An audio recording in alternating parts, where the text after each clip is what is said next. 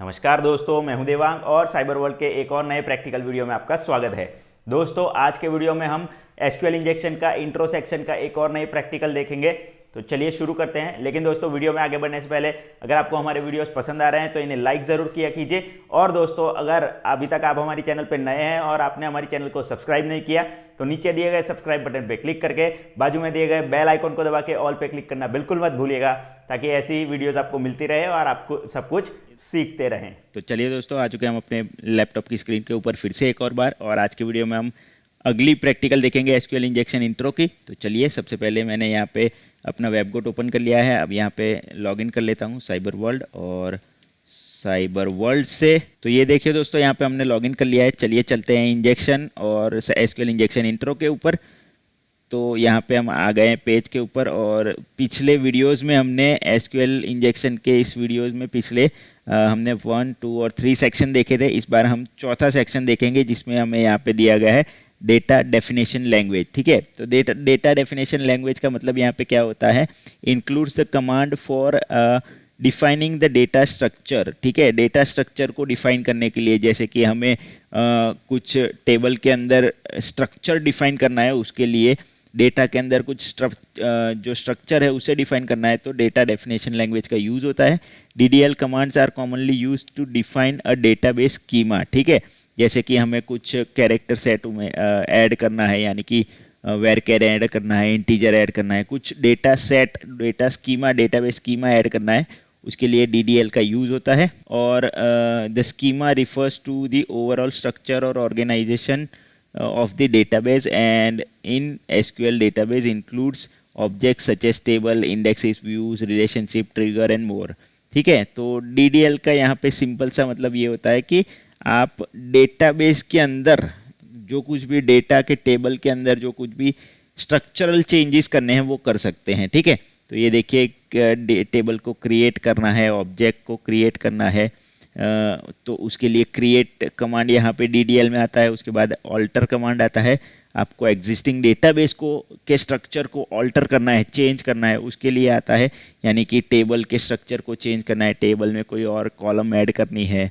ठीक है, उसके लिए आप ऑल्टर कमांड का यूज़ कर सकते हैं, या फिर नया टेबल क्रिएट करना है, उसके लिए क्रिएट कमांड का यूज़ कर सकते हैं। और ड्रॉप, अगर आपको कोई टेबल ड्रॉप करना है या फिर डेटाबेस ड्रॉप करना है, डिलीट करना है, तो उसके लिए ड्रॉप का यूज़ कर सकते हैं।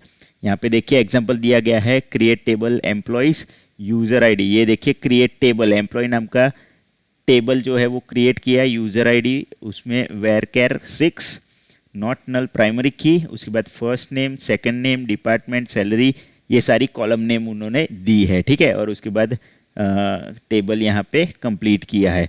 ठीक है, तो अब हमारी बारी, हमें कुछ टेबल में शायद ऑल्ट्रेशन करना पड़ेगा या फिर नया टेबल क्रिएट करना है, क्या बोलते हैं देखते हैं। यहाँ पे देखिए, now try to modify the schema by adding the column phone varchar 20 to the table employees. यानी कि ये जो टेबल पहले से बना हुआ है उसके अंदर हमें फ़ोन नाम की एक नई कॉलम ऐड करनी है, जिसकी डेटा टाइप यहाँ पे हम देंगे वेरचर 20 कैरेक्टर्स लॉन्ग की।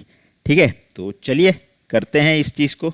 तो दोस्तों, इसे करने के लिए ऑब्वियस सी बात है कि हमें यहाँ पे दिया गया है एक टेबल पहले से, और उस टेबल के अंदर हमें कुछ चेंजेस करने हैं एग्जिस्टिंग टेबल के अंदर।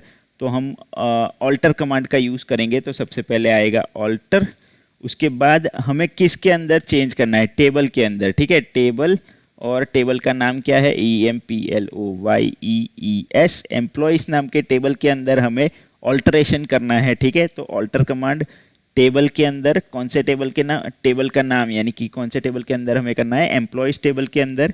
ठीक है, तो अब हमें क्या करना है, एक कॉलम ऐड करना है, तो उसके लिए कमांड आएगा ऐड, और उस कॉलम को ऐड करने के लिए ऐड हमने लगाया। और अब क्या करेंगे कि उस कॉलम का नाम हम डालेंगे, और उसकी जो है कैरेक्टरिस्टिक्स या फिर उसकी जो डेटा टाइप है वो क्या देनी है हमें, वो डालेंगे। ठीक है, तो यहाँ पे हमें कॉलम का नाम देना है फ़ोन, जैसे कि हमें यहाँ पे बताया गया है, फ़ोन नाम का कॉलम डालना है, और उसकी हमें डेटा टाइप यहाँ पे देनी है वेरचर 20, वेरचर देंगे, और 20 कैरेक्टर्स लॉन्ग होनी चाहिए। रुकिए, 20, ठीक है, और लास्ट में कॉलन। तो ये हमारी क्वेरी यहाँ पे बिल्ड हो गई है, जिसमें हमने किया है ऑल्टर टेबल, एम्प्लॉयज़ नाम के टेबल को ऑल्टर करें, जिसमें फ़ोन नाम का जो कह सकते हैं कि कॉलम है उसे ऐड करें, जिसकी मान लीजिए डेटा टाइप होगी वेरकेर और 20 कैरेक्टर्स लॉन्ग तक, ठीक है। तो चलिए अब इसे सबमिट करते हैं और देखते हैं क्या आउटपुट मिलता है हमें। और जैसे ही मैंने सबमिट किया तो ये देखिए यहाँ पे दिया गया है, congratulations you have successfully completed the assignment, alter table employees add phone number varchar 20 is completed. यानी कि हमारा ये जो लेसन है वो भी कंप्लीट हो गया है, हमने सक्सेसफुली इस टेबल के अंदर फ़ोन नाम की जो कॉलम है वो ऐड कर दी है विद द कैरेक्टरिस्टिक्स वेरकेर 20 कैरेक्टर्स। तो आई होप दोस्तों ये मैंने कैसे किया, क्या क्या चीज़ें की वो मैंने आपको समझाई है, तो आपको समझ में आ गई होगी।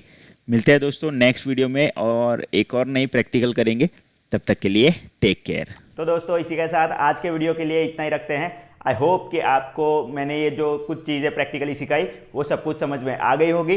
तो दोस्तों अगर आपको हमारा वीडियो पसंद आया है तो इसे लाइक और शेयर ज़रूर कर दीजिएगा, ताकि ज़्यादा से ज़्यादा लोगों तक हमारा ये वीडियो पहुँचे और वो लोग भी इसे देखकर सब कुछ सीख सके। और दोस्तों अगर आपको हमारे इस वीडियो से रिलेटेड या फिर हमारी चैनल से रिलेटेड कोई भी सवाल, कमेंट या फिर कोई भी सजेशन है आपके, तो आप हमें नीचे कमेंट सेक्शन में कमेंट करके ज़रूर बता सकते हैं। इसी के साथ दोस्तों मिलता हूं मैं आपसे अगले वीडियो में ऐसे ही प्रैक्टिकल बेस्ड एक और नए टॉपिक के साथ। तब तक के लिए goodbye, take care and as always be aware, connect with care.